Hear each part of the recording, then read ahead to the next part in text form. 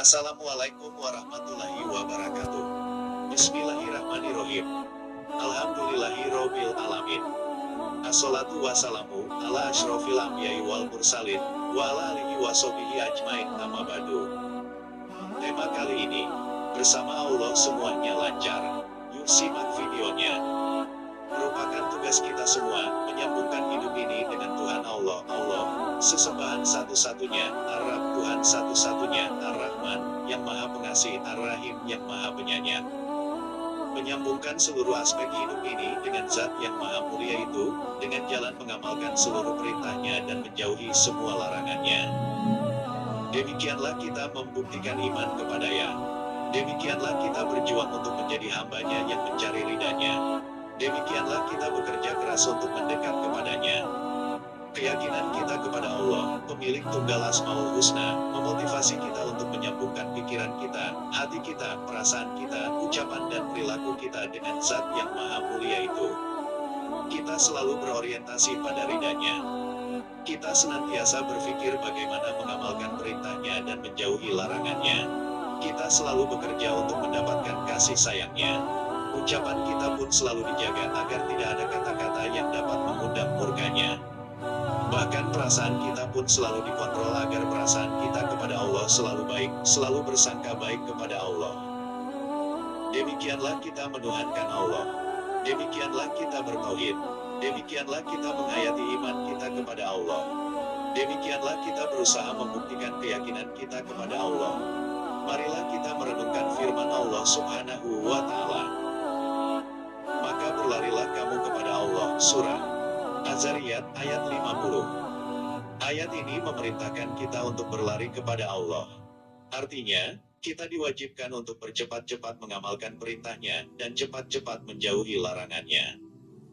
Dalam ayat lain Allah Subhanahu wa Ta'ala berfirman, "Dan bersegeralah kamu menuju ampunan dari Tuhanmu dan surga yang luasnya seluas langit dan bumi, disiapkan untuk orang-orang yang bertakwa." Surah Ali Imran ayat 133. Ayat yang mulia ini memerintahkan kepada kita bercepat-cepat menuju ampunan Allah dan surga-Nya. Maksudnya, kita diperintah oleh Allah untuk segera bertaubat, memperbanyak istighfar, segera beribadah, memperbanyak amal soleh, menjauhi dosa dan maksiat. Dengan demikian kita akan mendapat ampunan Allah dan surga-Nya. Orang yang beriman selalu berusaha untuk waspada. Mewaspadai penyimpangan dari jalan Allah. Mewaspadai kelalaian. Mewaspadai bisikan setan. Mewaspadai sangkaan jelek terhadap Allah. Dengan kewaspadaan itu, seorang mukmin menjaga kesadarannya, yaitu kesadaran sebagai hamba Allah yang mencari ridha Allah. Kesadaran sebagai muslim yang merindukan kasih sayang Allah Ar-Rahman Ar-Rahim. Kesadaran sebagai makhluk Allah yang amat sangat lemah sekali, sangat membutuhkan bantuan dan pertolongan Allah setiap detik.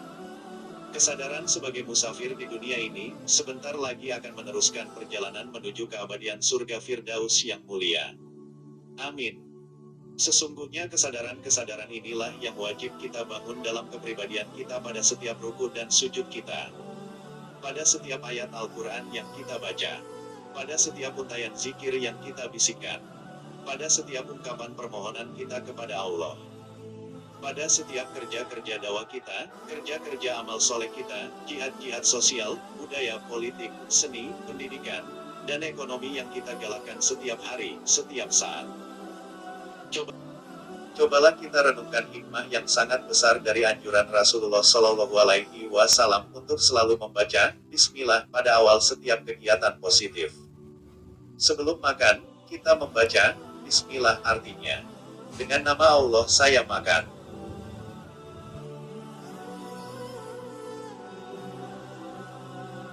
Maksudnya, dengan memohon bantuan Allah saya makan.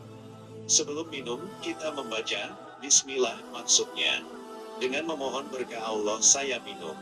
Sebelum membaca kita membaca Bismillah, maksudnya, ya Allah berkatilah hamba-Mu pada bacaan ini. Demikianlah seluruh aktivitas positif yang kita lakukan, penuh dengan pendidikan Bismillah, untuk menyambungkan kita dengan Allah. Untuk memperkuat keyakinan dan kesadaran kita sebagai hamba Allah yang beriman. Bila kita telah menikmati keakraban dengan Allah, niscaya kita akan merasa kehilangan bila tidak salat jamaah di masjid. Bila kita telah merasa bahagia dengan ibadah, niscaya kita akan menyesal bila kita menyempurnakan salat sunnah rawatib dalam sehari semalam. Bila kita telah merasakan indahnya membaca Al-Quran, niscaya kita merasa sangat rugi jika dalam sehari semalam kita tidak sempat membaca Al-Quran. Bila kita telah merasa enaknya zikir, niscaya kita merasa susah bila ada wirid zikir yang kita abaikan dalam sehari. Bila kita telah merasakan lezatnya doa, niscaya kita tidak bosan-bosan berdoa, memohon dan meminta kepada Allah yang Maha Pengasih, Maha Penyayang. Bila kita telah merasakan mulianya membantu orang lain, niscaya kita merasa rugi bila dalam sehari tidak ada orang yang kita bantu. Bila kita telah merasakan manfaatnya dakwah, niscaya kita menyesal bila dalam sehari tidak ada orang yang kita nasihati. Demikianlah semua bentuk ibadah dan amal soleh. Bila telah dinikmati, kita akan merasa sedih bila kita abaikan. Inilah refleksi dari jaminan Allah Subhanahu wa Ta'ala untuk orang yang senantiasa mengikuti petunjuk-Nya. Barang siapa mengikuti petunjukku, niscaya tak ada ketakutan atas mereka, dan mereka tidak berduka cita. Surah Al-Baqarah ayat 38. Maksudnya, orang yang senantiasa mengikuti petunjuk Allah pasti bahagia, pasti tenang, pasti senang, pasti optimis, pasti berani dalam kebenaran, pasti kuat dalam menghadapi tantangan iman. Dalam ayat lain Allah berfirman, sesungguhnya orang-orang yang menegaskan, Tuhan kami ialah Allah, kemudian mereka senantiasa beristiqomah, niscaya pasti turun kepada mereka malaikat yang menyatakan, janganlah kamu takut dan janganlah kamu bersedih. Bergembiralah kamu dengan surga yang telah dijanjikan kepadamu. Surah Fussilat ayat 30. Perjuangan untuk mewujudkan ayat mulia ini ialah perjuangan istiqomah, yaitu istiqomah dalam iman, istiqomah dalam tauhid, istiqomah dalam peningkatan ibadah, istiqomah dalam zikir, doa, tilawah, dakwah, sedekah, kata-kata yang baik, akhlak yang mulia. Olehnya itu, bila kita sedih dan susah, bersegeralah bertaubat, beribadah, berzikir dan berdoa yang khusyuk dan panjang. Bila kita mendapatkan ujian-ujian hidup, penderitaan-penderitaan sesaat, kembalilah ke jalan istiqomah. Renungkanlah iman kita.